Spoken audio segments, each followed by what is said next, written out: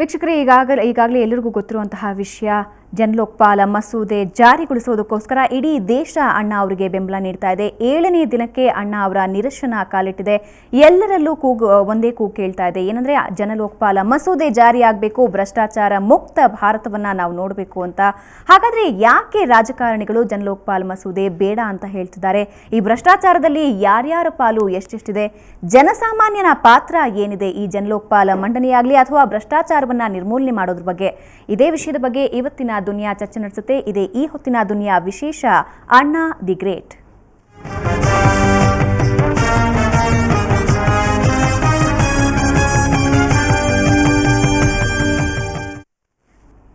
ರಾಮಲೀಲಾ ಮೈದಾನದಲ್ಲಿ ಅಣ್ಣಾ ಅವರಿಗೆ ಬೆಂಬಲ ನೀಡೋದಕ್ಕೆ ಸಾವಿರಾರು ಸಂಖ್ಯೆಯಲ್ಲಿ ಬೆಂಬಲಿಗರು ಬರ್ತಿದ್ದಾರೆ. ಅಲ್ಲದೆ ಪ್ರತಿಯೊಂದು ಜಿಲ್ಲೆ, ಪ್ರತಿಯೊಂದು ರಾಜ್ಯದಲ್ಲೂ ಅಣ್ಣಾ ಅವರಿಗೆ ಬೆಂಬಲವಾಗಿ ನಿಂತು ಪ್ರತಿಭಟನೆಗಳು ನಡೀತಾ ಇವೆ, ಆಂದೋಲನಗಳು ನಡೀತಾ ಇವೆ, ನಿರಸನಗಳು ನಡೀತಾ ಇವೆ. ಹಾಗಾದರೆ ಇವಾಗಿನ ಬೆಳವಣಿಗೆ ಏನು, ಏನೆಲ್ಲ ನಡೆದಿದೆ ಈ ಪ್ರತಿಭಟನೆಯಲ್ಲಿ ತಿಳಿಯೋಣ ಈ ವರದಿಯಲ್ಲಿ.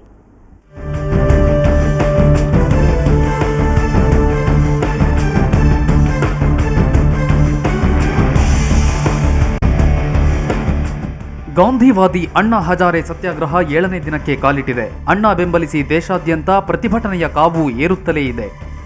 ಇಷ್ಟಾದರೂ ಕೇಂದ್ರ ಸರ್ಕಾರ ಮಾತ್ರ ನನಗೂ ಇದಕ್ಕೂ ಸಂಬಂಧ ಇಲ್ಲ ಅನ್ನೋ ಹಾಗೆ ಸುಮ್ಮನಿದೆ. ಕೇಂದ್ರದ ಈ ಧೋರಣೆ ವಿರುದ್ಧ ಅಣ್ಣಾ ಕಿಡಿಕಾರಿದ್ರು. ದೇಶದಲ್ಲಿ ಭ್ರಷ್ಟಾಚಾರ ತೊಲಗಲೇಬೇಕು ಅಂತ ಗುಡುಗಿದ ಅಣ್ಣಾ ಜನಲೋಕಪಾಲ್ ಮಸೂದೆ ಜಾರಿಗೆ ತನ್ನಿ, ಇಲ್ಲ ಅಧಿಕಾರ ಬಿಟ್ಟು ತೊಲಗಿ ಎಂಬ ಖಡಕ್ ಸಂದೇಶ ರವಾನಿಸಿದ್ರು. ತಾವು ಮಾತುಕತೆಗೆ ಸದಾ ಸಿದ್ಧರಿದ್ದೇವೆ, ಆದರೆ ಇದುವರೆಗೂ ಕೇಂದ್ರ ಸರ್ಕಾರ ತಮ್ಮ ಜೊತೆಗೆ ಸಂಧಾನಕ್ಕೆ ಮುಂದಾಗಿಲ್ಲ ಅಂತ ಆಕ್ರೋಶ ವ್ಯಕ್ತಪಡಿಸಿದ್ರು. ಆಗಸ್ಟ್ 30ರೊಳಗೆ ಮಸೂದೆ ಜಾರಿಗೆ ತರಬೇಕು, ಇಲ್ಲವಾದ್ರೆ ದೇಶವೇ ಮರೆಯದಂತ ಉಗ್ರ ಹೋರಾಟ ನಡೆಸುವ ಎಚ್ಚರಿಕೆ ನೀಡಿದ್ರು.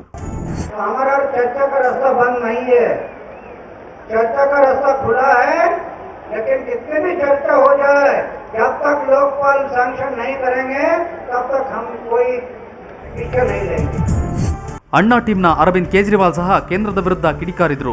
ಜನರಿಂದ ಆಯ್ಕೆಯಾದ ಸರ್ಕಾರ ಜನರ ಕೋಟ್ಯಂತರ ರೂಪಾಯಿ ತೆರಿಗೆ ಹಣ ನುಂಗಿ ನೀರು ಕುಡಿತಿದೆ ಅಂತ ಆಕ್ರೋಶ ವ್ಯಕ್ತಪಡಿಸಿದ್ರು. ಇದಕ್ಕೂ ಮುನ್ನ ನಿವೃತ್ತ ನ್ಯಾಯಮೂರ್ತಿ ಸಂತೋಷ್ ಹೆಗ್ಡೆ ರಾಮಲೀಲಾ ಹೋರಾಟದಲ್ಲಿ ಪಾಲ್ಗೊಂಡಿದ್ರು. ಅಣ್ಣಾ ಹೋರಾಟಕ್ಕೆ ಕೊನೆಯವರೆಗೂ ಕರ್ನಾಟಕದ ಜನತೆ ಬೆಂಬಲ ನೀಡ್ತಾರೆ ಅಂತ ಸಂತೋಷ್ ಹೆಗ್ಡೆ ಭರವಸೆ ನೀಡಿದ್ರು.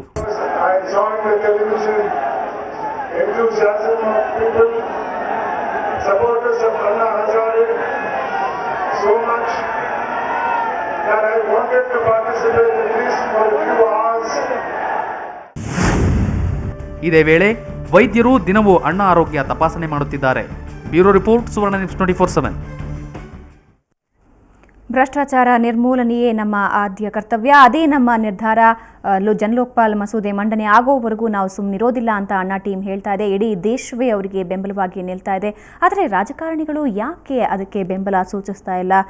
ಅಲ್ಲದೆ ಸಾಮಾನ್ಯ ಜನರ ಜವಾಬ್ದಾರಿ ಹೇಗಿದೆ ಈ ಜನಲೋಕಪಾಲ ಮಸೂದೆಯನ್ನು ಜಾರಿಗೊಳಿಸೋದ್ರಲ್ಲಿ? ಈ ಎಲ್ಲದ ಬಗ್ಗೆ ಇವತ್ತಿನ ದುನಿಯಾದಲ್ಲಿ ಚರ್ಚೆ ನಡೆಸ್ತೀವಿ.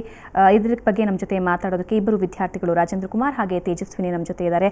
ಹಾಗೆ ಸಾಮಾಜಿಕ ವಿಜ್ಞಾನಿ ಹಾಗೆ ಯುವ ವಿಜ್ಞಾನಿ ಅಂದರೆ ಲಕ್ಷ್ಮೀನಾರಾಯಣ್ ಹಾಗೆ ಪ್ರವೀಣ್ ಒಡೆಯರ್ ಅವರು ನಮ್ಮ ಜೊತೆ ಇದ್ದಾರೆ. 4 ಜನಕ್ಕೆ ಕಾರ್ಯಕ್ರಮಕ್ಕೆ ಸ್ವಾಗತ.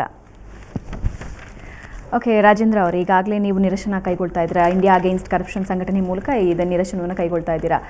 ಆದರೆ ಸರ್ಕಾರ ಕೂಡ ಒಂದು ಲೋಕಪಾಲ ಮಸೂದೆಯನ್ನು ಇಟ್ಟಿದೆ. ಯಾಕೆ ಅಣ್ಣಾ ಟೀಮ್ ಅದನ್ನು ವಿರೋಧಿಸ್ತಾ ಇದೆ? ಅಲ್ಲಿ ಇರುವಂಥ ಒಂದು ಏನಿದೆಯಲ್ಲ, ಅವರಿರುವಂಥ ಒಂದು ಲೋಕಪಾಲ ಮಸೂದೆಯಲ್ಲಿರುವಂಥ ಅಂಶಗಳನ್ನು ನೋಡಿದರೆ ಅಲ್ಲಿ ಯಾವುದೇ ಜನರಿಗೆ ಹೆಲ್ಪ್ ಆಗುವಂಥವಿಲ್ಲ. ಅದು ಕೇವಲ ಕೇಂದ್ರ ಸರ್ಕಾರ ಮತ್ತು ಅಧಿಕಾರಿಗಳಿಗೆ ಹೆಲ್ಪ್ ಆಗುವಂಥದ್ದಿದೆ. ಅದಕ್ಕಾಗಿ ನಾವು ವಿರೋಧವನ್ನು ಮಾಡ್ತಾ ಇದ್ದೀವಿ. ಅದಕ್ಕೆ ಅವರು ಇಲ್ಲಿ ಅಣ್ಣಾ ಟೀಮ್ ಕೊಟ್ಟಿರುವಂಥ ಒಂದು ಇಲ್ಲಿ ಅಂಶಗಳೇನಿದಾವಲ್ಲ, ಪ್ರತಿಯೊಂದು ಅಧಿಕಾರಿಗಳಿರ್ಬೋದು, ಪ್ರಧಾನಮಂತ್ರಿ ಇರ್ಬೋದು, ಆ ಕೆಳವರ್ಗದ ಅಧಿಕಾರಿಗಳಿರ್ಬೋದು, ಅವರಿಗೆ ಕೊಡುವಂಥ ಶಿಕ್ಷೆ ಇರ್ಬೋದು, ಮತ್ತು ಈ ದೂರು ಕೊಟ್ಟಂಥ ಅವರಿಗೂ ಸಹ ಶಿಕ್ಷೆಯನ್ನು ಕೊಡಿ ಅಂತ ಹೇಳಿದ್ದಾರೆ. ಶಿಕ್ಷೆ ಅಂದರೆ ಅದು ಜುಲ್ಮಾನೆ ಕೊಡಿ ಅಂತ ಹೇಳಿದ್ದಾರೆ. ಆದರೆ ಸರ್ಕಾರ ಒಪ್ತಾ ಇಲ್ಲ. ಈ ಸಾಮಾನ್ಯ ಜನರು ಸಹ ಯಾರ ದೂರು ನೀಡ್ತಾರೆ ಅವ್ರ ಮೇಲೇನೂ ಜುಲ್ಮಾನೆ ಮಾಡಬೇಕು, ಜೊತೆಗೆ ದಂಡ ಮಾಡಬೇಕು ಅನ್ನೋಂಥದ್ದು ಸರ್ಕಾರದ ಅಭಿಪ್ರಾಯ ಇದೆ. ಅದಕ್ಕೆ ಅಣ್ಣಾ ಟೀಮ್ ಏನು ಒಪ್ತಾ ಇದೀವಿ ಅಂದರೆ, ನಮ್ಮದು ಜನಲೋಕಪಾಲು ಜನರಿಂದ ಬಂದಂಥ ಅಭಿಪ್ರಾಯ, ಅಣ್ಣಾವರು ಕೊಟ್ಟಂಥ ಅಭಿಪ್ರಾಯ ಎಲ್ಲ ಇದು, ಅವ್ರು ಸ್ವತಃ ಕೊಟ್ಟಂಥದ್ದಲ್ಲ. ಅದಕ್ಕೆ ಜನರಿಂದ ಬಂದಂಥ ಅಭಿಪ್ರಾಯ ಇರೋದ್ರಿಂದ ಅದಕ್ಕೆ ನಾವು ಅದನ್ನು ಪ್ರಸ್ತುತಪಡಿಸ್ತಾ ಇದ್ದೀವಿ. ಓಕೆ, ನೀವೇನು ಹೇಳ್ತೀರಾ ತೇಜಸ್ವಿನಿ? ಜನಲೋಕಪಾಲ ಮಸೂದೆ ಜಾರಿಯಾಗೋದ್ರಿಂದ ಸಂಪೂರ್ಣವಾಗಿ ಭಾರತದಿಂದ ಭ್ರಷ್ಟಾಚಾರವನ್ನು ತೆಗೆದು ಹಾಕಬಹುದು ಅನ್ನೋ ನಂಬಿಕೆ ಇದೆಯಾ? ಸಂಪೂರ್ಣವಾಗಿ ಅಲ್ಲದೆ ಆದ್ರೂ ಒಂದು ಅಟ್ಲೀಸ್ಟ್ 50% ಮೇಲಾದರೂ ಹಾಗೇ ಆಗುತ್ತೆ.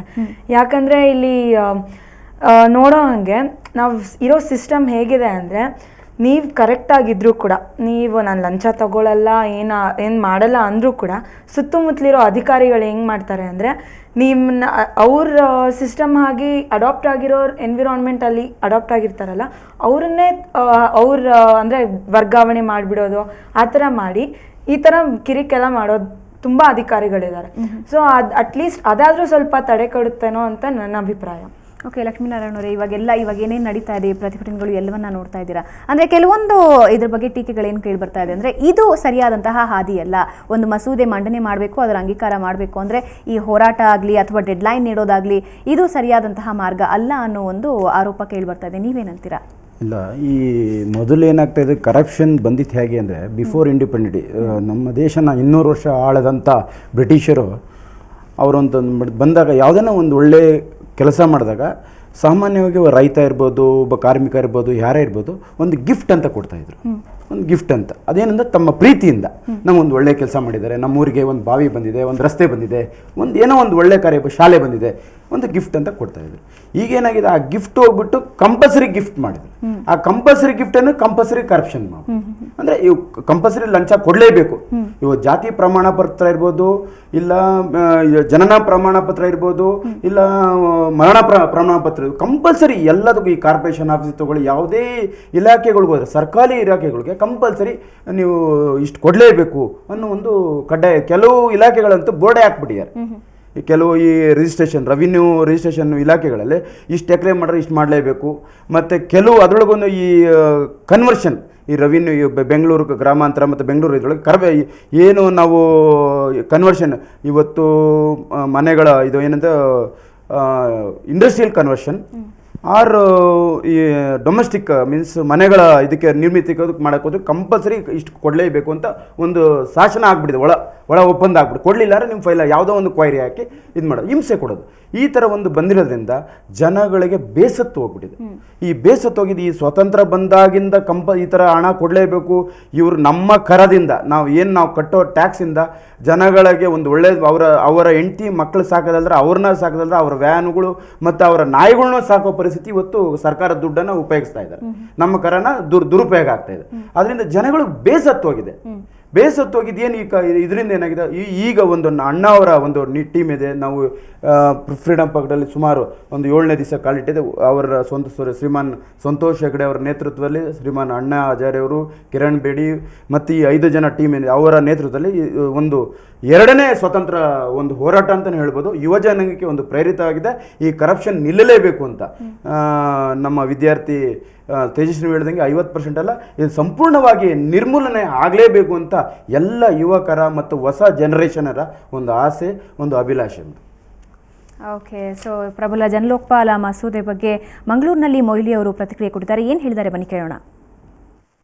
ಅವರು 40 ಪ್ರಮುಖವಾದಂಥ ಅಂಶಗಳನ್ನು ಮುಂದೆ ಇಟ್ಟಿದ್ರು. ಅದು ಆಗಾಗ ಬದಲಾವಣೆ ಮಾಡ್ತಾನೆ ಇದ್ದಾರೆ. ಅದು ಕಷ್ಟ ಅಂದರೆ ಅವರು ಒಮ್ಮೆ ಹಿಡಿದಂಥ ನಿಲುವು ಮತ್ತೊಮ್ಮೆ ಇರುವುದಿಲ್ಲ ಅವರ ಹತ್ರ.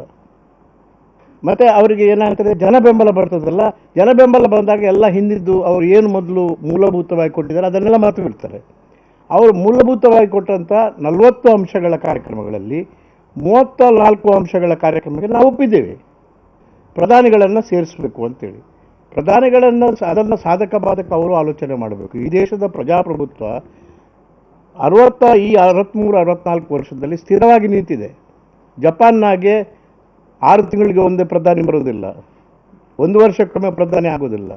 ಯಾಕಂದರೆ ಪ್ರಧಾನಿ ಇಡೀ ಪ್ರಜಾಪ್ರಭುತ್ವದ ನಮ್ಮ ಸಂವಿಧಾನದ ಚೌಕಟ್ಟಿನಲ್ಲಿ ಅತ್ಯಂತ ಪ್ರಮುಖವಾದಂಥ ಒಂದು ಕೊಂಡಿ. ಅದೇ ಕಳಿಸಿಬಿಟ್ರೆ, ಆ ಕೊಂಡಿಯ ಶಿಥಿಲ ಆದರೆ ದೇಶದ ಪ್ರಜಾಪ್ರಭುತ್ವ ಶಿಥಿಲ ಆಗ್ತದೆ. ಇದೆಲ್ಲ ಆ ಸಾಧಕ ಬಾಧಕಗಳನ್ನು ವಿಚಾರ ಮಾಡಿ ಅಂತ ಹೇಳಿದ್ದು ನಾವು. ಅದು ಕೂಡ ಮುಂದೆ ಪಾರ್ಲಿಮೆಂಟ್ಗೆ ನಾವು ಕಾನೂನನ್ನು ಈಗಾಗಲೇ ನಾವು ಅದನ್ನು ನಮ್ಮ ಮಸೂದೆಯನ್ನು ಮಂಡನೆ ಮಾಡಿದ್ದೇವೆ. ಓಕೆ, ಮೊಯ್ಲಿ ಅವರು ಹೇಳಿದ ಹಾಗೆ ಪ್ರಮುಖವಾದಂತಹ ಅಣ್ಣಾ ಟೀಮ್ನ ಬೇಡಿಕೆ ಅಂದರೆ ಪ್ರಧಾನಿಯವರನ್ನ ಜನಲೋಕಪಾಲ ಒಳಗೆ ಸೇರಿಸಬೇಕು. ಜನಲೋಕಪಾಲಿಗೆ ಯಾವುದೇ ರೀತಿ ವಿಚಾರಣೆ ನಡೆಸೋದಕ್ಕೆ ಪ್ರಧಾನಿಯವರ ಬಗ್ಗೆ ಅವರಿಗೆ ಅಧಿಕಾರ ಇರಬೇಕು ಅಂತ. ಆದರೆ ಇದಕ್ಕೆ ಪ್ರಮುಖವಾಗಿ ಸಂಸತ್ನಲ್ಲಿ ವಿರೋಧ ವ್ಯಕ್ತ ಆಗ್ತಾ ಇದೆ. ಪ್ರಧಾನಿ ಇಡೀ ಒಂದು ವ್ಯವಸ್ಥೆಯ ಮುಖ್ಯಸ್ಥರಾಗಿರ್ತಾರೆ. ಒಂದು ವೇಳೆ ಅವರ ವಿರುದ್ಧ ದೂರು ಬಂದಿದ್ರೆ ಅದು ನಿಜಾನೋ ಸುಳ್ಳೋ ಸೆಕೆಂಡ್ರಿ, ಆದರೆ ವಿಚಾರಣೆಗಳು ಆರಂಭ ಆದರೆ ವ್ಯವಸ್ಥೆ ಹಾಳಾಗೋ ಸಾಧ್ಯತೆ ಇದೆ ಅನ್ನೋ ಒಂದು ಅಂಶವನ್ನು ಇಟ್ಕೊಂಡು ಕೇಂದ್ರ ಸರ್ಕಾರ ಅದಕ್ಕೆ ವಿರೋಧ ವ್ಯಕ್ತಪಡಿಸ್ತಾ ಇದೆ. ಸೊ ಇನ್ನಷ್ಟು ಚರ್ಚೆಯನ್ನು ಮುಂದುವರಿಸೋಣ. ಓಕೆ ಪ್ರವೀಣ್ ಅವರೇ, ನೀವೊಬ್ಬ ಯುವ ವಿಜ್ಞಾನಿ ಅಲ್ಲದೆ ನಿಮ್ಮ ಸಂಶೋಧನೆ ಸಂದರ್ಭದಲ್ಲೂ ಇವಾಗೇನು ಈ ಒಂದು ಭ್ರಷ್ಟಾಚಾರ ಆಗಿರಲಿ, ಲಂಚಾವತಾರ ಆಗಿರಲಿ, ಕೇವಲ ಸರ್ಕಾರಿ ಹುದ್ದೆಗಳಿಗೆ ಮಾತ್ರ ಸೀಮಿತವಾಗಿಲ್ಲ, ಅದು ಖಾಸಗಿಯಲ್ಲೂ ಬಂದ್ಬಿಡಿದೆ. ಸೊ ಇವೆಲ್ಲವನ್ನ ನೋಡಿದಾಗ ನಿಮ್ಗೆ ಅನ್ಸುತ್ತೆ? ಸ್ವ ಅನುಭವಗಳು ಸಾಕಷ್ಟು ಇವೆ ನಿಮಗೆ, ಈ ಭ್ರಷ್ಟಾಚಾರ ಆಗಿರಲಿ, ಲಂಚಾವತಾರ ಆಗಿರಲಿ, ಏನು ಅನ್ಸುತ್ತೆ ನಿಮಗೆ? ಹೌದು, ಇಲ್ಲಿ ಏನು ಅಂತ ಹೇಳಿದ್ರೆ ಭ್ರಷ್ಟಾಚಾರ ಹೆಂಗೆ ನಡೀತಿದೆ ಅಂತ ಸೈಂಟಿಫಿಕ್ ಫೀಲ್ಡಲ್ಲೂ ಸಹ ಒಂದು ಏನೋ ಇನ್ವೆನ್ಷನ್ಸ್ ಮಾಡಬೇಕಾದ್ರೆ ಅಲ್ಲಿ ಭ್ರಷ್ಟಾಚಾರ ತುಂಬಾ ನೋಡ್ತೀವಿ ನಾವು. ಹೇಗೆ ಅಂತ ಹೇಳಿದ್ರೆ ಇವಾಗ ನಮ್ಮ ಪೇಟೆಂಟ್ ಸೆಕ್ಟರಲ್ಲಿ ನೋಡ್ಬೋದು ನಾವು. ಸೊ ಕಾನ್ಸೆಪ್ಟ್ನ ಹೊರಗಡೆ ರಿಲೀಸ್ ಮಾಡಬೇಕಾದ್ರೆ ನಮಗೆ ಆಗಂಥ ಅನುಭವಗಳು ಓವರ್ಸೀಸ್ ಅಂತ ಆಗ್ತಿದೆ, ಟೆಕ್ನಾಲಜಿ ಓವರ್ಸೀಸ್ ಅಂತ ಕರೀತಾರೆ. ಸೊ ಈ ಕಾರಣ ಇಂಡಿಯಾದಲ್ಲಿ ಏನಾಗ್ತಿದೆ ಅಂತ ಹೇಳಿದ್ರೆ ಇಲ್ಲಿ ಒಂದು ಟೆಕ್ನಾಲಜಿಗೆ ಯಾವುದೇ ಒಂದು ಬೆಳವಣಿಗೆ ಕೊಡಬೇಕಾದ್ರೆ ಇಲ್ಲಿ ಭ್ರಷ್ಟಾಚಾರ ಅಂದರೆ ಲಂಚ ಅವತಾರಗಳು ಜಾಸ್ತಿ ನಡೀತಿದೆ. ಸೊ ಇದೇನಾಗ್ತಿದೆ ಇಲ್ಲಿ ಇಂಡಿಯಾದಲ್ಲಿ ಬಂದುಬಿಟ್ಟು ಒಂದು ಪ್ರಾಜೆಕ್ಟ್ ಯಾಕೆ ರಿಲೀಸ್ ಆಗ್ತಿಲ್ಲ, ಪ್ರತಿಯೊಂದು ಕಡೆ ಭ್ರಷ್ಟಾಚಾರ, ಲಂಚ. ಸೊ ಅದು ಕೊಟ್ಟಾಗಲೇ ಮಾತ್ರ ನಮಗೊಂದು ಸೆಕ್ಟರ್ ಸಿಗ್ತಿದೆ, ಅದನ್ನ ಮೂವ್ ಮಾಡೋಕ್ಕಾಗಲಿ, ಆ ಪ್ರಾಜೆಕ್ಟ್ನ ನಾವು ಮುಂದುವರ್ಸೋಕ್ಕಾಗಲಿ ಸಿಗ್ತಿದೆ. ಸೊ ಅದಲ್ದಲೇ ಇಲ್ಲೇನಾಗ್ತಿದೆ ಅಂತ ಹೇಳಿದ್ರೆ ಇವಾಗ ಗೂಂಡ ಒಂದು ಕಾನ್ಸೆಪ್ಟ್ ನಡೆಯುತ್ತೆ, ದೌರ್ಜನ್ಯ. ಇವಾಗ ನಾವು ಏನಾನ ಒಂದು ಪ್ರಾಜೆಕ್ಟ್ ರಿಲೀಸ್ ಮಾಡಿ ಹೊಸ ಇನ್ವೆನ್ಷನ್ಸ್ ರಿಲೀಸ್ ಮಾಡಿದ್ವಿ. ಸೊ ಅದನ್ನ ನಾವು ತುಂಬ ಕಮ್ಮಿ ಕಾನ್ಸೆಪ್ಟ್ ಆಗಲಿ, ಅಮೌಂಟ್ ಕಮ್ಮಿ ಇರೋದ್ರಲ್ಲಿ ನಾವು ಕೊಡ್ತಾ ಇದ್ವಿ. ಸೊ ಅದರಲ್ಲಿ ಏನಾಗುತ್ತೆ, ಆಪೋಸಿಟ್ ಪರ್ಸನ್ಸ್ ಬೇರೆ ಇನ್ವೆನ್ಷನ್ಸ್ ನಡೆಸೋರು, ಸೊ ಇದ್ರ ಮೇಲ್ಗಡೆ ದೌರ್ಜನ್ಯ ಮಾಡೋಂತ ಇಲ್ಲಿ ತುಂಬ ಕಾಣ್ತಾ ಇದೆ. ಸೊ ಇಲ್ಲಿ ನಾವು ಇಲ್ಲೊಂದು ಕರಪ್ಷನ್ಸ್ ಇಲ್ಲಿ ಎಲ್ಲಿ ಜಾಸ್ತಿ ನಡೀತಿದೆ ಅಂತ ಹೇಳಿದ್ರೆ ರಾಜಕೀಯ ಕ್ಷೇತ್ರದಲ್ಲಿ ಜಾಸ್ತಿ ನಡೀತಿದೆ. ಸಿ ಗೌರ್ಮೆಂಟ್ ಏನು ಮಾಡ್ಕೊಂಡು ಬಂಡವಾಳ ಹೂಡಿಕೆ ಜಾಗ ಅಂತ ಮಾಡ್ಕೊಂಡಿದ್ದಾರೆ. ಕೆಲವರು ರಾಜಕಾರಣಿಗಳು ಬಂಡವಾಳ ಅಲ್ಲಿ ಹಾಕಿಬಿಟ್ಟು ಅದನ್ನ ಜಾಸ್ತಿ ಮಾಡಬೇಕು ಅನ್ನೋದು ಒಂದು concept, main concept. So scientific ಫೀಲ್ಡಲ್ಲಿ ವಿಜ್ಞಾನಿಗಳಾಗಲಿ ಯಾರೇ ಆಗಲಿ ಕರಪ್ಷನ್ಸ್ ಬಗ್ಗೆ ಜಾಸ್ತಿ ಹೋಗೋದಿಲ್ಲ. ಏನಕ್ಕೆ ಅಂತ ಹೇಳಿದ್ರೆ ಅವ್ರ ಮೈಂಡಲ್ಲಿ ಒಂದೇ ಇರುತ್ತೆ, ನನ್ನ ಒಂದು ಪ್ರಾಜೆಕ್ಟ್ನ ಮುಂದೆ ತೊಗೊಂಡ್ಬಿಟ್ಟು ಬರೋ ಒಂದು ಮೈಂಡ್ ಒಂದು ಮಾತಿರುತ್ತೆ. ಕೆಲವೊಬ್ಬರು ಅಧಿಕಾರಿಗಳ ಒಂದು ಲೋಪದೋಷಗಳಿಂದ ವೈಜ್ಞಾನಿಕ ಕ್ಷೇತ್ರದಲ್ಲೂ ಸಹ ಕರಪ್ಷನ್ಸ್ ಇದೆ. ಓಕೆ, ಸೊ ತೇಜಸ್ವಿನಿ, ನಾವು ಮಾತಾಡ್ತಾ ಇದ್ವಿ ಅಂದರೆ ಕರಪ್ಷನ್ನ ಕಮ್ಮಿ ಮಾಡಬಹುದು ಅಂತ. ಆದರೆ ನಾನು ಈಗಾಗಲೇ ಹೇಳಿದೆ, ಪ್ರಧಾನಿಯನ್ನು ಒಂದು ವೇಳೆ ಜನಲೋಕಪಾಲ್ಗೆ ಸೇರಿಸಿದ್ದೆ ಅದಲ್ಲಿ ವ್ಯವಸ್ಥೆಗೆ ಚ್ಯುತಿ ಬರುವಂತಹ ಸಾಧ್ಯತೆ ಇದೆ. ಅವರು ಭ್ರಷ್ಟಾಚಾರ ಮಾಡಿದ್ರು ಇಲ್ಲವೋ ಅನ್ನೋದು ಸೆಕೆಂಡ್ರಿ, ಅದು ದೂರ ಬಂದಿದೆ, ಅವ್ರ ಮೇಲೆ ಇವಾಗ ವಿಚಾರಣೆ ನಡೀತಾ ಇದೆ. ಆಗ ರಾಜಕೀಯ ವ್ಯವಸ್ಥೆ ಅಥವಾ ಅಭಿವೃದ್ಧಿಗಳ ಬಗ್ಗೆ ಏನು ಹೇಳ್ತೀರಾ? ಅಂದರೆ ಆವಾಗ ಎಲ್ಲ ವ್ಯವಸ್ಥೆನೂ ನುಚ್ಚುನೂರಾಗ್ಬಿಡಲ್ವಾ? ಅದಕ್ಕೆ ಹೇಳ್ತಿರೋದು, ಪ್ರಧಾನಿ ಫಸ್ಟ್ ಕ್ಲೀನಾಗಿ ಇರಬೇಕು. ಅವ್ರು ಇವಾಗ ಇರೋರೇ ಅವ್ರ ಹೆಡ್ ಅಲ್ವಾ, ಅವರೇ ಹಂಗಿದ್ರೆ ಇವಾಗ ನಾವು ಮೇಡಮ್ ನೀವು ಅಷ್ಟೇ ಕೇಸ್ ಹಾಕೋಕ್ಕೆ ಆಗಲ್ಲ. ಸೊ ಅಟ್ಲೀಸ್ಟ್ ಜನಲೋಕಪಾಲ್ ಮುಖಾಂತರವಾಗಾದರೂ ಈ ಕೇಸ್ ಅಂದರೆ ಇವಾಗ ಕರಪ್ಷನ್, ಇವಾಗ ನಾನು ಏನಾದರೂ ಇವಾಗ ನನಗೇನೋ ಬಂತಪ್ಪ, ನನಗೆ ಪ್ರಧಾನಿ ಮೇಲೆ ಹಾಕಬೇಕು ಅಂತ, ಅವಾಗ ನಂಗೆ ಹಾಕೋಕ್ಕಾಗಲ್ಲ. ಪ್ರೈಮ್ ಮಿನಿಸ್ಟರ್ಗೆ ಹೋಗಿ ಹಾಕಿದ್ರೆ ನನಗೆ ಆಮೇಲೆ ಮತ್ತೆ ನನಗೆ ಜೀವ ಬೆದರಿಕೆ ಬಂದ್ರೆ ಅವ್ರಂತವ್ರು ಆಗ್ಲಿಲ್ಲ ಅಂದ್ರೆ ಓಕೆ, ಆಗಿದ್ದಿದ್ರೆ ಒಂದು ವೇಳೆ ಆಗಿಲ್ದೇನೆ ದೂರ ಬಂದು ಸುಮ್ಮನೆ ವಿಚಾರಣೆಗಳು ನಡೆದು ಅಷ್ಟು ಸಮಯ ವೇಸ್ಟ್ ಆಯ್ತು ಅಂದ್ರೆ ಇಲ್ಲ, ಆ ಥರದ್ದು ಇದಕ್ಕೂ ಒಂದು ಇದು ನಮ್ಮ ಜನಲೋಕಪಾಲ್ ಇದಕ್ಕೆ ಒಂದು ಇದನ್ನು ಕರಡು ಮಸೂದೆ ಅಲ್ಲಿದೆ, ಅದಕ್ಕೂ ನಿಯಮ ಒಂದಿದೆ. ಒಂದು ವೇಳೆ ಆ ಥರ ಇದೆ ಅಂತಂದರೆ ಆವಾಗ ನಮ್ಮ ಸರ್ ಇದ್ದಾರೆ, ಅವ್ರು ಅದ್ರ ಬಗ್ಗೆ ಸ್ಟಡಿ ಮಾಡಿ ಅವ್ರು ಹೇಳ್ತಾರೆ. ಓಕೆ, ಇದ್ರ ಬಗ್ಗೆ ನಿಮ್ಮ ಜೊತೆ ಇನ್ನಷ್ಟು ಮಾತಾಡ್ತೀನಿ. ಸೊ ವೀಕ್ಷಕರೇ, ಸಾಕಷ್ಟು ಗೊಂದಲಗಳಿವೆ ಜನಲೋಕಪಾಲ್ ಬಗ್ಗೆ, ಈಗಲೂ ಟೀಕೆಗಳು ಸಾಕಷ್ಟಿವೆ. ಕೇಂದ್ರ ಸರ್ಕಾರ ಹೇಳುತ್ತೆ ಪ್ರಜಾಪ್ರಭುತ್ವಕ್ಕೆ ಚ್ಯುತಿ ಬರುವಂತಹ ಸಾಧ್ಯತೆಗಳು ಜಾಸ್ತಿ ಇವೆ ಅಂತ. ಹಾಗಾದರೆ ಜನಸಾಮಾನ್ಯರು ಇದಕ್ಕೆ ಯಾವ ರೀತಿ ಬೆಂಬಲ ಕೊಡ್ತಿದ್ದಾರೆ, ಇದ್ರ ಬಗ್ಗೆ ಇನ್ನಷ್ಟು ಮಾತಾಡೋಣ. ಅದಕ್ಕೂ ಮುಂಚೆ ಒಂದು ಚಿಕ್ಕ ಬ್ರೇಕ್.